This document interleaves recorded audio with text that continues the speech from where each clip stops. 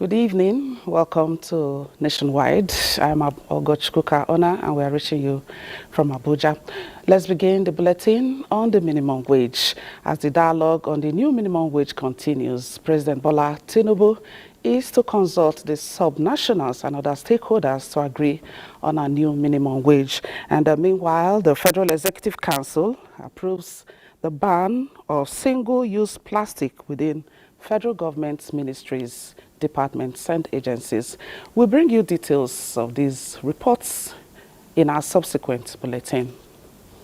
Now, President Bola Tinubu's administration's commitment to free and responsible journalism through access to accurate information, regular media briefings and training opportunities was reiterated by the Minister of Information and National Orientation, Mohammed Idris. This was at a training workshop for the media organized by the National Counter-Terrorism Center, Office of the National Security Advisor. Salihu Gwanara reports. Although members of the pen profession do not have the power to shoot a gun in the fight against terrorism, they control the pen, whose power is mightier than that of the sword. This is to update members of the media, particularly defense correspondents, of the dynamics and strategic roles they are expected to perform in sustaining the battle against terrorism. Minister of Information and National Orientation Mohammed Idris joined in the advocacy and encouraged the media to use data and research to authenticate their reports and avoid sensationalism. Without propaganda, terrorism would not thrive. And at all times, a terrorist will always want to be in the news. So it is the responsibility of all of us as media practitioners to know the kind of news coverage that you give them. I have said it times without number that it is often not helpful when on the front pages of our newspapers you find pictures of terrorists with AK-47 across their shoulder and portraying them as if they are actually heroes. They are not. Journalists not only set agenda but mold opinions, because the media also function as a conviction instrument which can be used to thwart counterproductive activities. We are hopeful that the workshop will allow for honest dialogue that will generate useful ideas to improved strategies of reporting to enhance peace and security in Nigeria. The defense correspondents are expected to cross-fertilize ideas with relevant stakeholders as part of efforts in fighting terrorism using the non-kinetic approach. In Abuja, Salihu Gwanara, NTA News. The Minister of Interior, Olubunmi Tunji-Ojo, wants correctional centers in built-up urban areas to be relocated. This, he says, is to ensure better security management of the facilities. The minister was speaking during an inspection tour of the Medium Custodial Center in Kefi, Nasarawa State. Let's now get details from Victor Azu. The tour of correctional facilities across the country continues for the Minister of Interior. This time, his first port of call is Karshi, location of the ongoing Mega Custodial Center in Abuja. His body language suggests something isn't quite right, but he wouldn't say. We have one or two observations, which of course I would not like to share in front of the camera. But of course, when we get back to the office, we will sit down as the ministry and the NCOS, we'll sit down together, brainstorm on solutions to some of the issues. The minister's worries may not be unconnected with how to provide security for the 30th hectare space when work is done. In Kefi, Tunji-Ojo was confronted by a familiar sight: residential buildings in close quarters with custodial centers. This correctional center is arguably over 200 years, old. You can see houses, civilian houses, sharing fences with the correctional center here in Kefi. So it means that it's not sustainable. We have to think about relocation. We have to look at because of effect of urbanization. The minister is hopeful that when the facility audit is over, Nigeria will no longer need to maintain the more than 250 custodial facilities scattered across the country. In Abuja, Victor Azu, NTA News. The federal government and its partners have flagged off a 3-day medical outreach as well as distribution of food and relief items for vulnerable groups in POE community in the FCT. Ruth Agwele reports that the Senior Special Assistant to the President on Humanitarian Affairs and Poverty Alleviation, Delu Bulus Yakubu, says the initiative is in line with the renewed hope agenda of President Bola Tinubu to bring succor to the downtrodden across the country.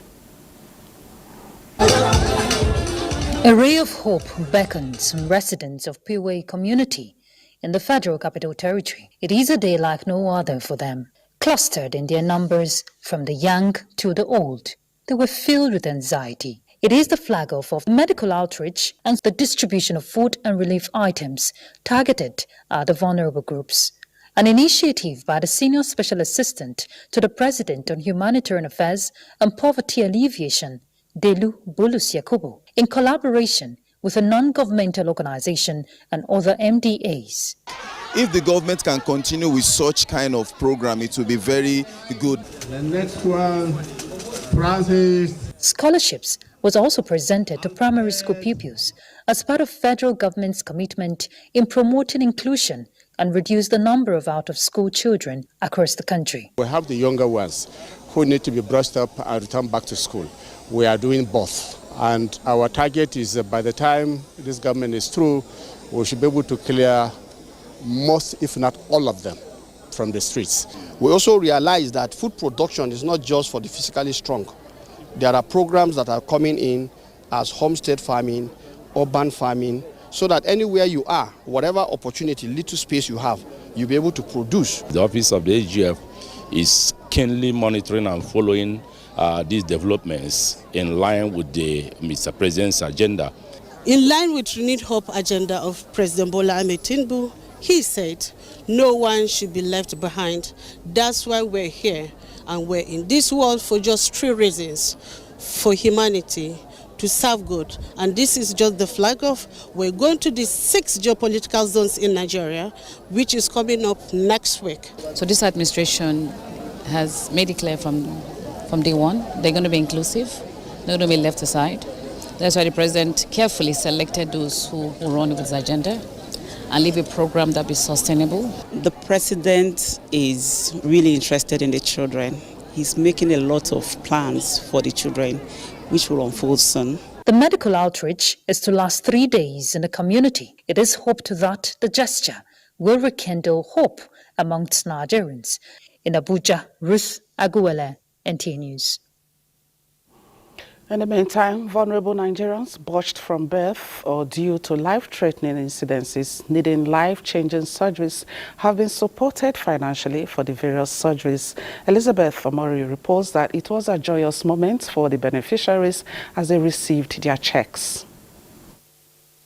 Raise your hands together and say one love. It isn't just a day of joy, but a day to heave a sigh of relief as they receive financial assistance to cater to the medical needs before them. Mirabel, who has a baby needing chemotherapy, says this gesture has taken a huge burden from her. I just want to say thank you, that God should provide more and more for them. We can't leave the nation for government alone to participate and pick up people. If we assist, I think the nation will be a great nation. This is an opportunity to say thank you to God, to be able to reach out to those who require needs, and those of us who can afford to support them. This is the time to say, God, you have blessed us, and let's give back to the society. Skin grafting and heart repair are part of surgeries paid for. Nuhu Kwajafa is the national coordinator of the Global Peace Initiative for Love and Care. He says gestures as these give hope to those who are financially unstable with medical challenges. We can't just put our hand on one person.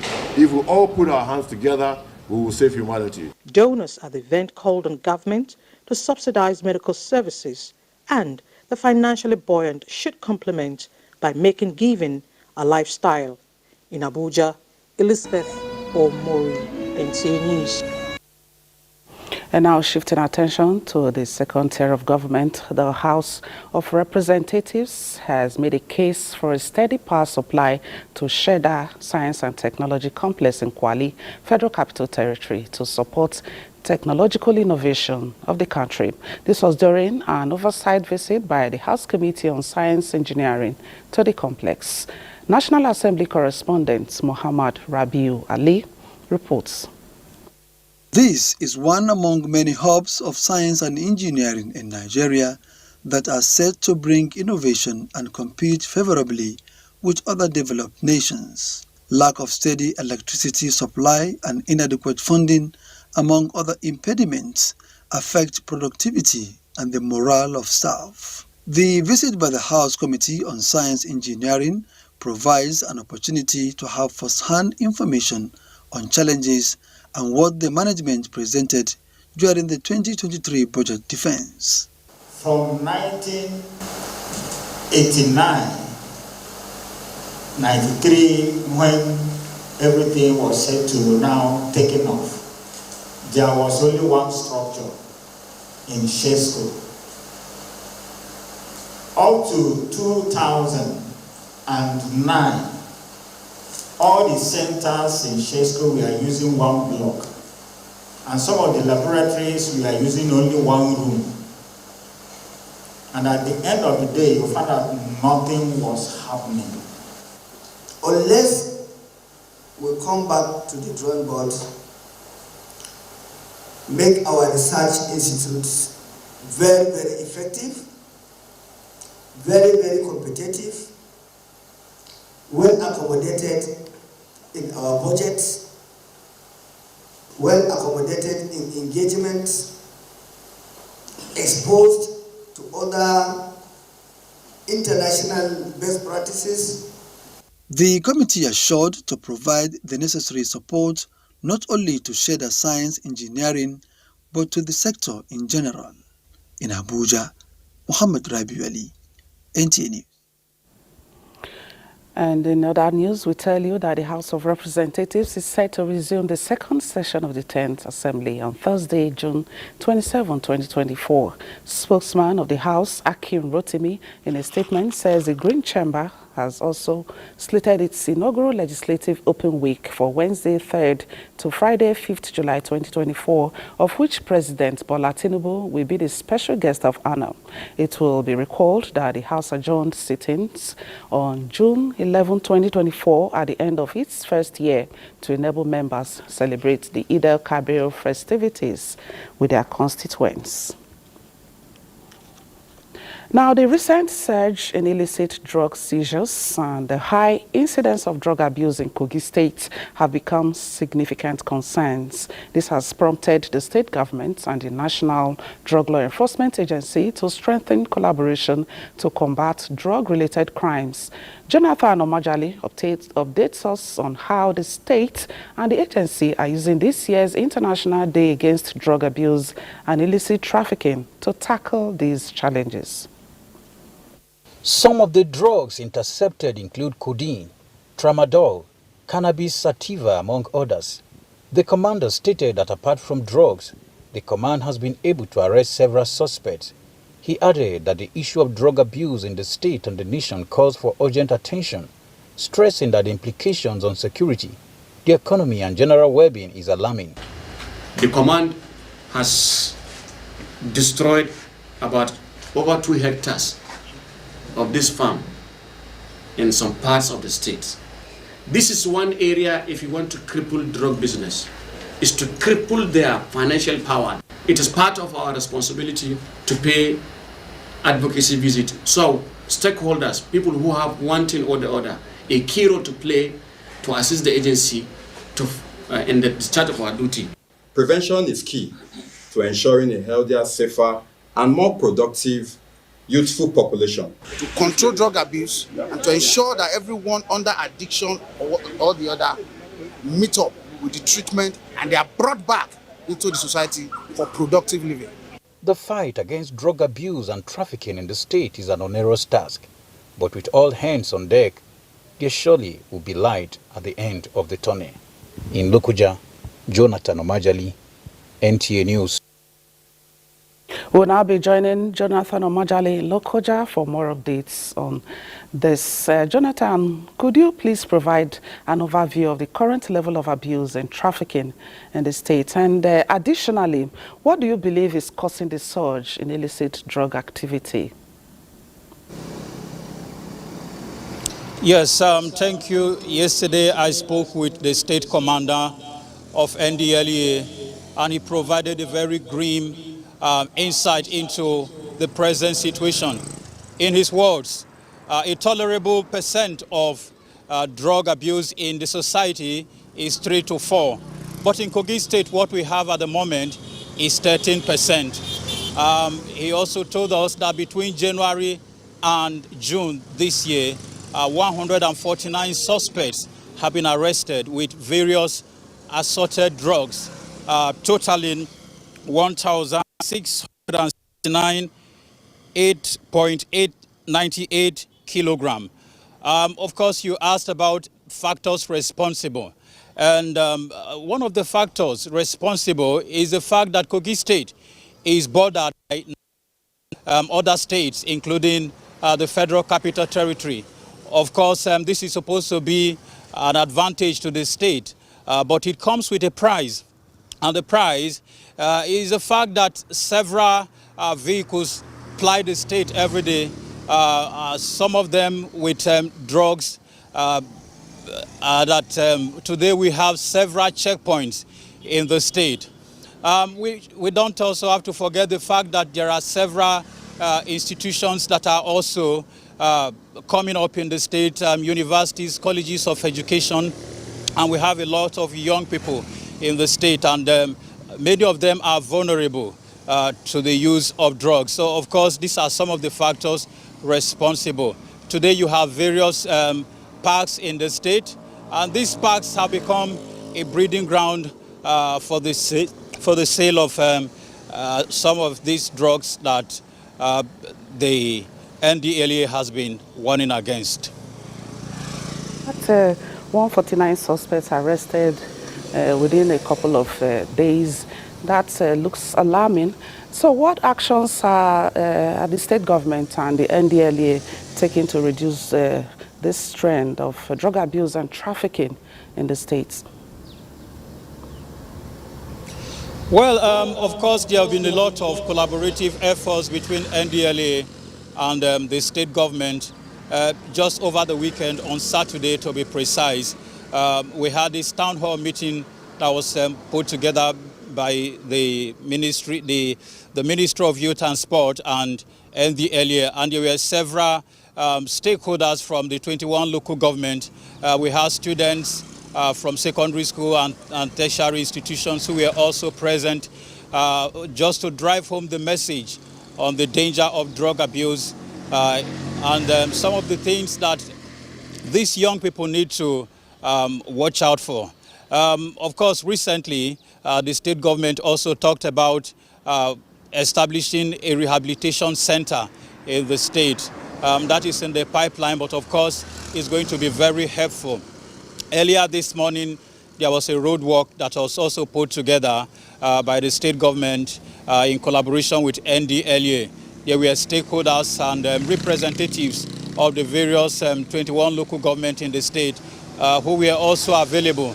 And their resolution was that they would take this message back to their people and increase enlightenment. Of course, the idea is to pursue preventive measure, what they call preventive measure, just to ensure that young people don't even get into drugs in the first place. So, of course, there are sensitization going on in secondary schools, tertiary institutions, and also in churches. Jonathan, from your findings, your interaction with the people, do you think there is a direct connection between drug abuse, trafficking, and the crime rates in the state? There is a connection, just like I mentioned when I had an interaction with the state commander. It was one of the things that he mentioned. In recent time, we've noticed a surge in kidnapping, robbery, rape, and several crime. And like he said, wherever there is drug abuse, you are likely to find crime. Wherever there is crime.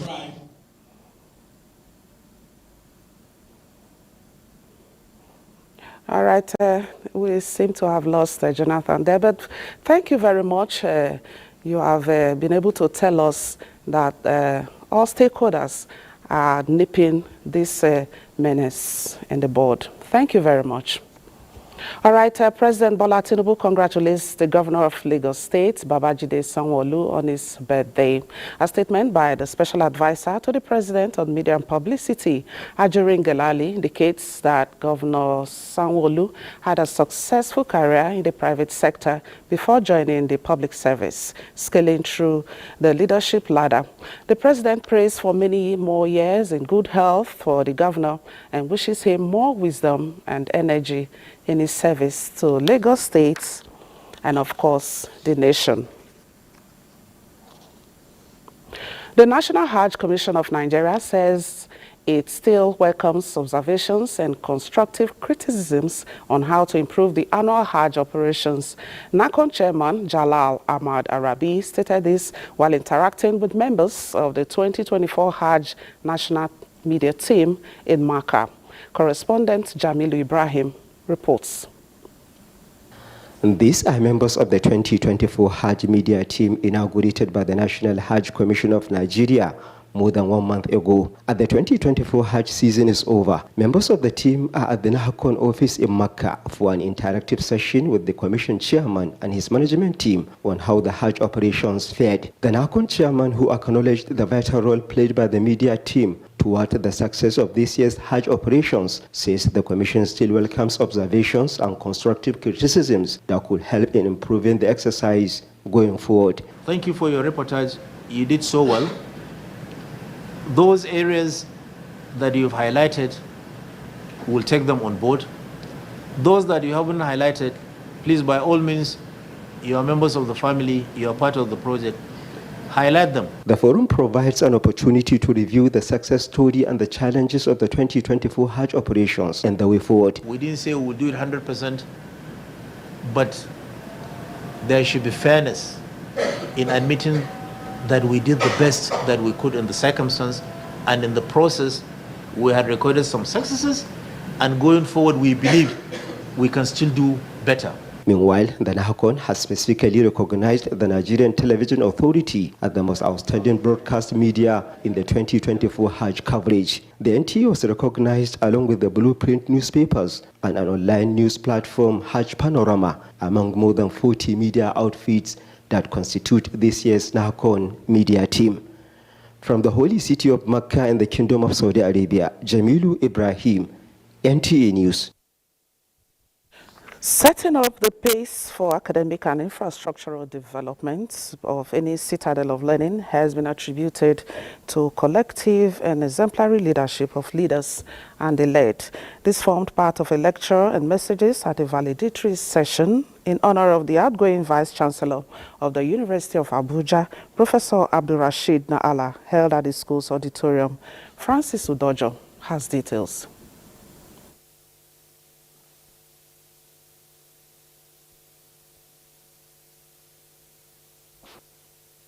Being able to bring innovative ideas that could metamorphose into human and material development is widely drawn from intuition and collective responsibilities of stakeholders living by example. This gathering of scholars and students is to honor hard work and the legacy of the 5-year tenure of the outgoing Vice Chancellor of the University of Abuja, Professor Abdurrashid Naala, attracting international partnership and support grants from UN, establishment of the University Innovation Center for Research, Artificial Intelligence and Infrastructural Development were among collective achievements of the VC highlighted in a lecture titled Collective Responsibility Inspired by Exemplary Leadership Will Lift Our Ivory Towers to Global Standards. The first reference is the university, both in terms of morality as well as excellence. So it's very important, and in this regard, I thought It's been a great job, and he will continue to be. He will be remembered as having been successful 15 years as Vice Chancellor in 2 places. It is a thing of pride for the university. The fact that we have repositioned our university as the model university in Nigeria, which it should be because it's in the capital city of Nigeria, it's a huge pride for me. We're working with industry now, and that is important. The lessons are for Nigerian universities and stakeholders like TED Fund to demonstrate commitment in setting a viable standard in the global stage. Professor Abdurrashid Na'Allah will officially end his 5-year tenure on the 30th of this month. Francis Udojo, NTA News. And for more reports on the news this evening, let's now cross over to Port Harcourt, where Diba Barry is standing by. Diba Barry, it's over to you. Following the outbreak of cholera in some states in Nigeria, the Rivers State government has explained measures it has taken to curb the spread of the disease in the state. The State Commissioner of Health, Dr. Adeze Ore, also disclosed that the state has activated its surveillance for immediate response to any case of cholera outbreak in the state. Chidebere Onye sought experts' opinion on the current outbreak and how it can be curtailed. Cholera is a highly contagious food and waterborne disease. It spreads through direct transmission by eating or drinking contaminated food or water, and indirect transmission due to poor sanitation and lack of hand washing. Medical experts reiterate that there is an urgent need for public enlightenment on healthy living to address this challenge. We have to learn to ensure that the water will be taken in should be boiled. You boil it adequately so that you kill the bacteria, and then by the time you have to take it in, you are free of the disease. Drinking water and sanitation. Okay, and you can't do this without health education. The community, the people need to be involved. Rivers State Commissioner for Health, Adeze Ore, noted that the state has strengthened its rapid response team to facilitate case detection, isolation, and treatment of suspected cases, including complications. In the past couple of days, there have been nationwide reports about cholera outbreaks across some of the states in Nigeria. I wish to therefore emphasize here that there are currently no active cases that have been reported in Rivers State. Experts have advised that washing hands frequently with soap under clean running water can prevent infectious diseases, including cholera. This is especially important after defecation and before handling food or eating. In Port Harcourt, Chidebere Onye, NTA News. Science equipment worth over 180 million naira have been distributed to all the secondary schools in Rivers State. Commissioner of Education Dr. Ovi Chinedum Chukwuma, who officially kicked off the distribution, says it is part of efforts of this administration to boost the quality of teaching and learning in the state. Ijoma Wiki reports. Education is known to be the bedrock of any meaningful development in the society. This informed the gathering of stakeholders in the State Ministry of Education and Senior Secondary Schools Board. They are taking delivery of the science materials procured by the state government to be delivered to senior secondary schools across the state. We want to let the state to know that the governor is trying. By the evidence of what we are, commissioning today, giving it to various schools in the state, it attests to the fact that the governor is serious in giving every support to make sure that quality education is delivered in Rivers State through our schools. Director of Administration, Chairman of the Board, and representative of the principals present at the event appreciated Governor Siminalayi Fubara for changing the narrative of education through elevation of 7 teachers to the position of permanent secretary, renovation and furnishing of schools to improve the teaching and learning environment in schools. I stand before you today with great joy. It is worthy of note to mention that since the inception of the administration of Sir Siminalayi Fubara, education in general, and particularly teaching and learning, is wearing a new look. we promise that the materials given to our schools, we are going to make judicious use of all of them. High point of the event was the presentation of the science materials to principals of various schools in the state. In Port Harcourt, Ijomu Gweke, NTA News. And that does it from Port Harcourt. The news will continue in Abuja right after the break. Stay tuned. Government of Nigeria warns vandals of national assets, electricity transmission towers, cables and other facilities to desist from this act of sabotage.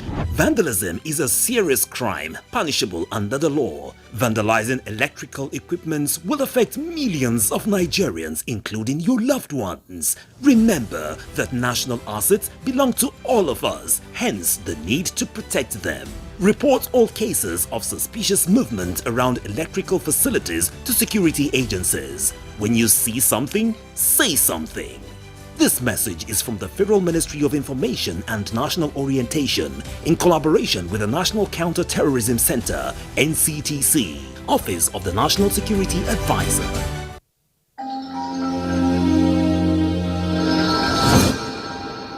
The Job Creation and MSME Clinics Secretariat coordinate invites operators in the MSME sector and the general public to the 6th National MSMEs Awards, scheduled for June 27, 2024 at the State House Banquet Hall, Presidential Villa, Abuja at 4 p.m. prompt.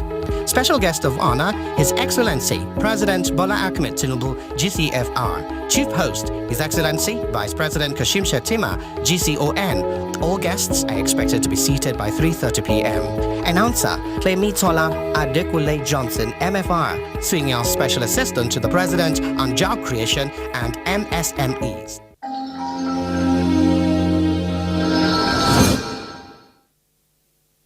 Give us your vibes. Anima sha lo mo yen, pop pass afi come mo de. E patewa tero for mo yen. Tiny, talk true. You are a first model, you are a fashion designer, you are a gagbero too. 比特拉姐你是最好的人，我最特别喜欢你。Ma? As I dey look her mouth, I want to eat Chinese. Name something you check every day. My phone, my email, my body. Name a red flag in a guy. His body odor. His body odor.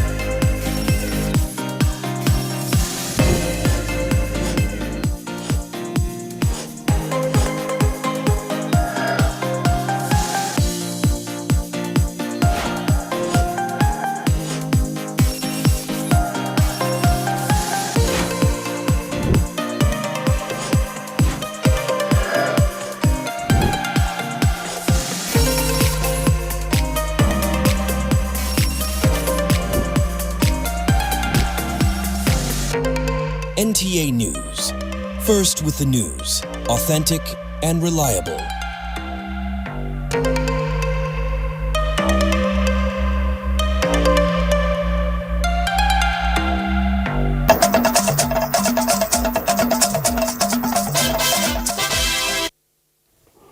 Thanks for staying tuned.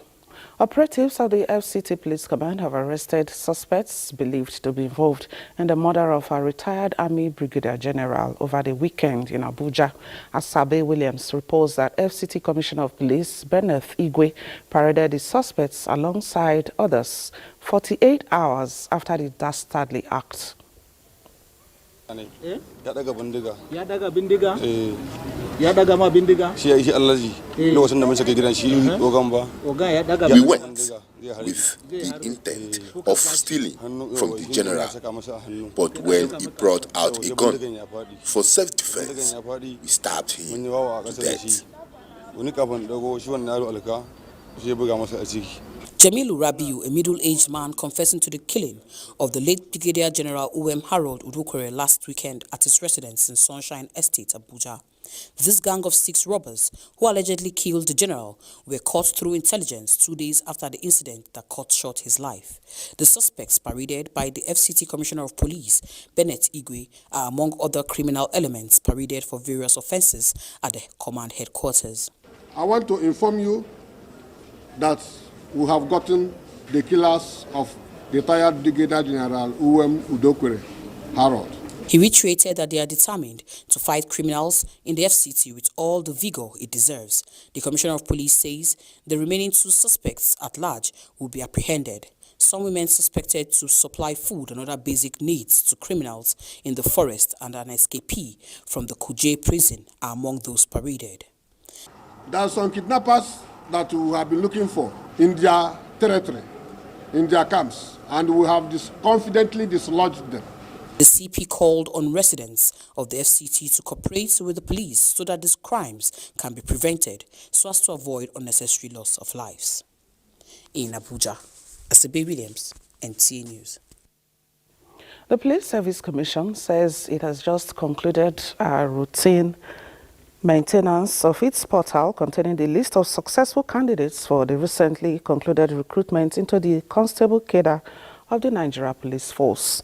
The Commission, in a statement, denies media reports alleging that it has succumbed to pressure and cancelled the final list of successful candidates, enjoining successful candidates to ignore the fake news.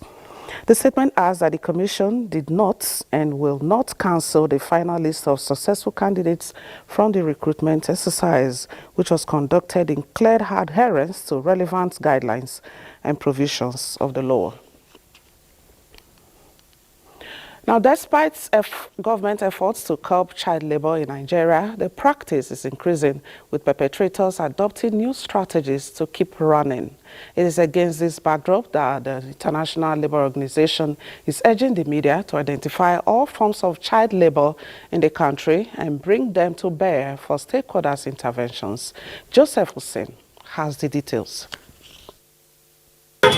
At a spot like this roundabout in Akwanga, Nasarawa State, it is possible to identify different forms of child labor, such as street hawking and begging, artisans and construction works.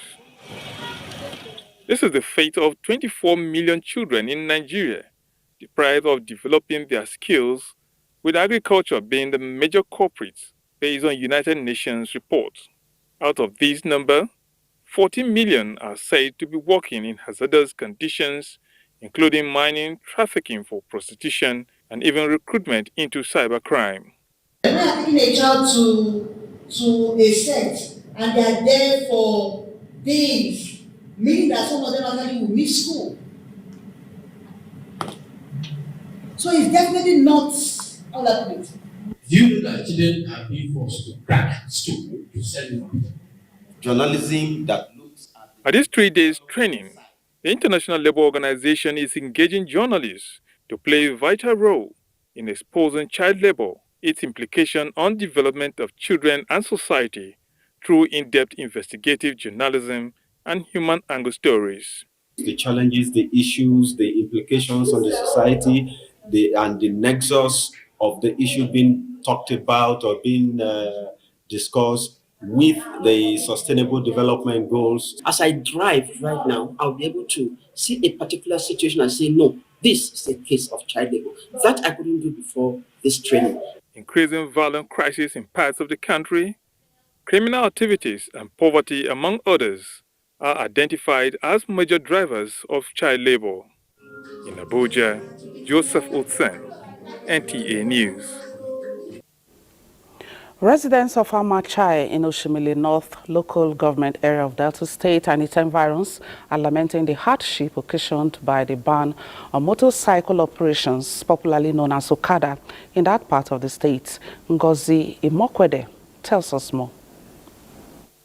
Following the ban on motorcycle, also known as Okada, in some parts of Delta states, residents of Asaba, whose only means of transportation was Okada, have started adjusting to enable them carry out their daily activity. For this, retired teacher Iyowe Benuse and others who reside here in Amacha, navigating through the roads to get to their homes each day has been a Herculean task due to no access road. They complained that most of the roads are not motorable, and this has brought untold hardship on them. The state government banning Okada, it means they are putting up more to be suffering more. You can't see anyone keke passing through here now with passenger. There are reviews coming down to this side because the road is bad. The bad road where this place really they affect our business. You know the fish said, if rain begin fall now, you see erosion will cover all this gutter. This particular road called Apple Junction used to be one of the parks where Okada riders converge to pick up passengers until the ban. The Commissioner for Justice say they will soon constitute mobile courts to try offenders. Mobile courts are going with the teams. So once you seize it, that's what I done in Lagos. You have the legal backing. The Delta State government, in its wisdom, placed a ban on motorcycle riders due to several reports on cases of robbery and kidnapping. In Asaba, Ngozi Mokwede, NTA News. And Ngozi Mokwede joins us live now to bring us up to speed on the effect of the ban on Okada riders on Asaba citizens. So Ngozi, what is the latest information? Could you explain more why the state government took that decision? Okay, Ogochukuka, good afternoon.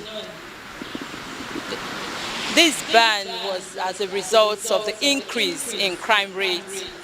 It was alleged that some of the commercial motorcycle riders are using the motorcycle, also known as Okada, to commit crime.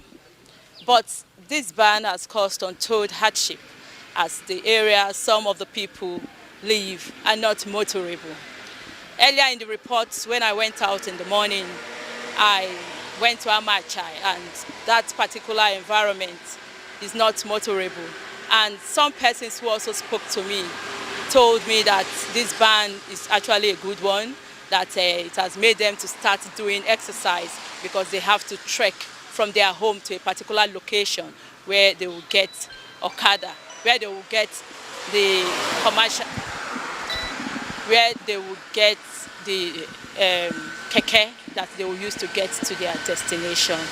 I have Dr. Fred Latimo, Executive Assistant to Delta State Governor on Orientation and Communication. He's going to tell us the measures that the Delta State Governor has put in place.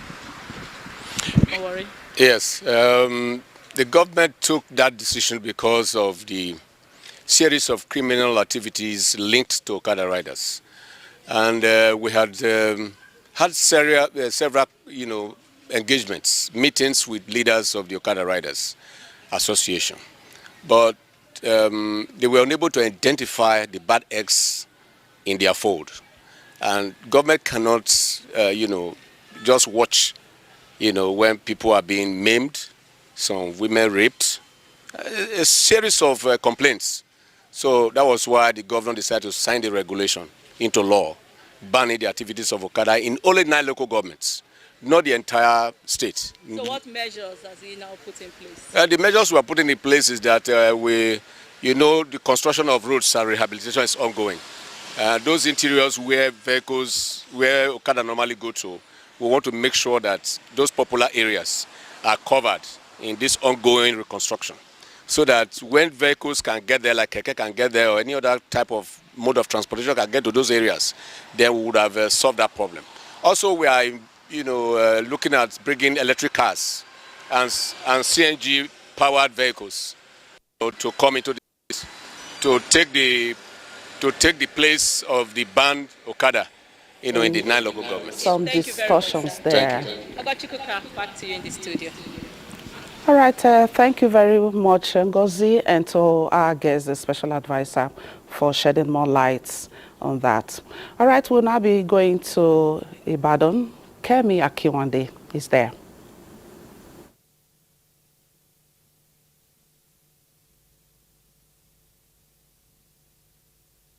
And welcome to Ibadan. Kwara State Governor Abdurrahman Abdulrazak has urged Nigerians to always appreciate the sacrifices of the Nigerian Army towards ensuring unity and development of the country. The governor made this call during the inauguration of a computer-based testing center which was built by the Nigerian Army in Ifelodun local government area of Kwara State. Aisha Abubakar Yahaya has the report.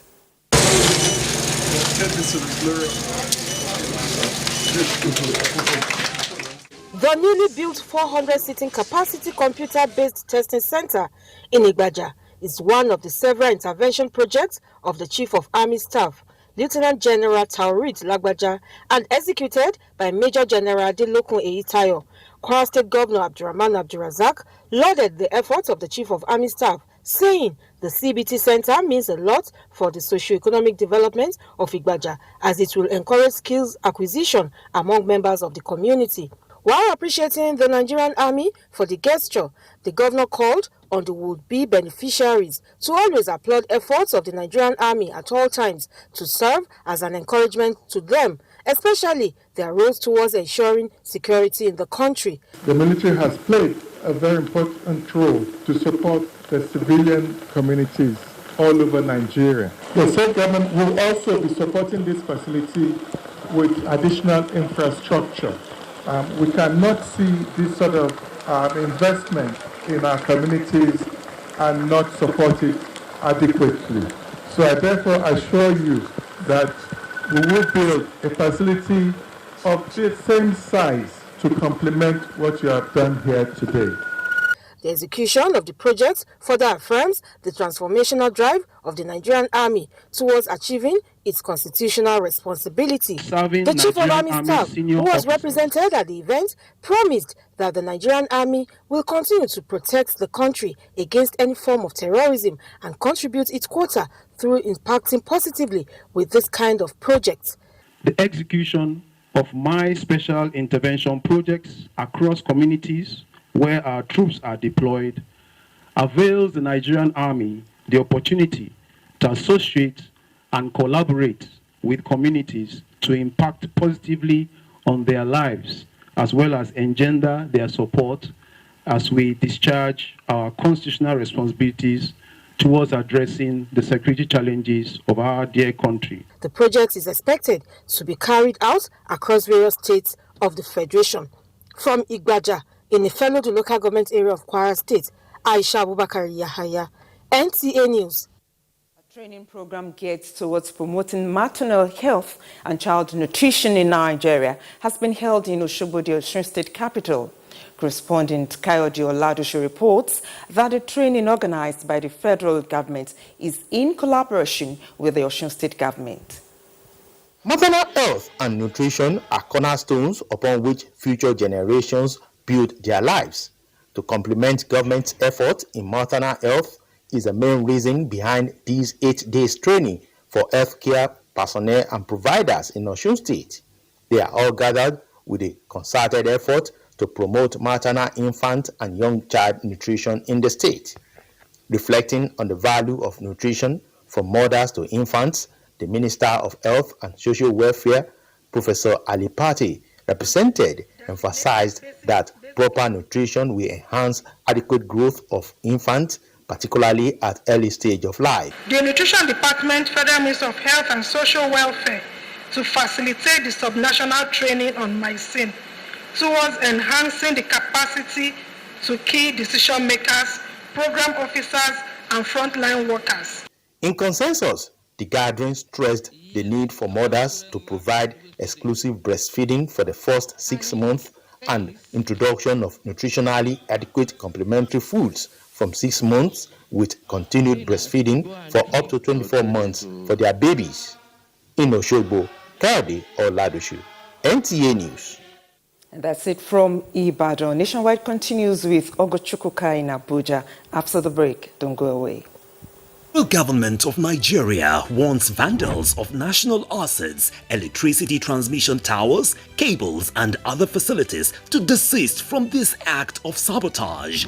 Vandalism is a serious crime punishable under the law. Vandalizing electrical equipment will affect millions of Nigerians, including your loved ones. Remember that national assets belong to all of us, hence the need to protect them.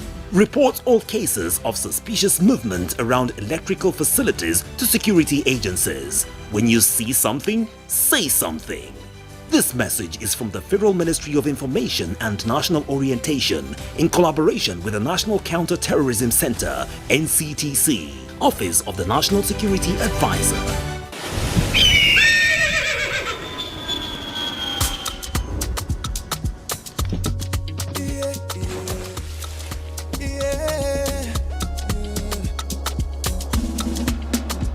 From the Atlantic across the savannah to the Sahara, we rise, a land of the free, we know they tire. We dream great, our spirit is undying. Resilient, rooted like palm tree, we sway in colors, with undying deeper. We make solutions, we make passion, yeah. Ethnicity is unique, we are more than just a nation. We are Nigeria,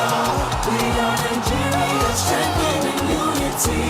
We know they carry lives. We are Nigeria, together live the dream of a land with great destiny. We are Nigeria. I am the real Nigerian. Brought to you by the National Orientation Agency, NOA. Meet lovebirds Jayola and Adama Davies. Their dream of living together as man and wife has finally been fulfilled. The latest couple in town, Mr. and Mrs. Jaye Davies! But an invasion by their troublesome families was not a scenario they bargained for. Her mother moves in. His mother shows up with his little niece. Then her younger sister joins the scramble. You want to stay? Married life suddenly becomes very complicated even before it started. Follow their story on this channel as they confront every challenge as it comes. Family forever, the story of our lives.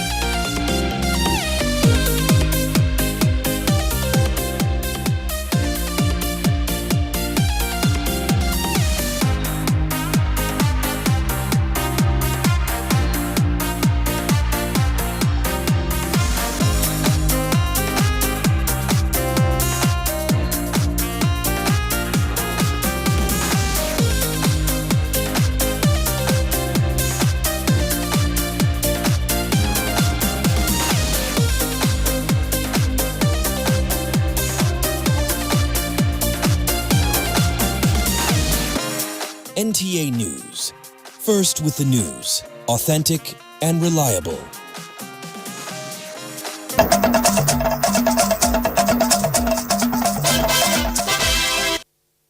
And to the last lap, Nigeria's First Lady Oluremi Tinubu commiserates with the wife of the Vice President, Hajj Nana Shetima, on the demise of her beloved mother, Hajia Mariam Al-Bashir. In a statement, the First Lady says the passing is undoubtedly a painful one and a great personal loss to the wife of the President, of the Vice President, and her entire family, while praying that Almighty Allah forgives all the shortcomings of the deceased and grant her Jannah Fidos. The First Lady also prayed that God comforts the bereaved during the difficult time, urging them to find solace in the remembrance of the good deeds and virtues that the deceased stood for. Meanwhile, the First Lady extends her condolences to Professor Hafsat Ganduje, wife of APC National Chairman, on the demise of her dear mother, Hajj Asiya Kajama. Describing the loss of a mother as a painful one, the First Lady prays that God comforts her and grants the entire family the fortitude to bear the irreparable loss. And that's Nationwide today. We thank you so much for finding time to join us. Have a good evening.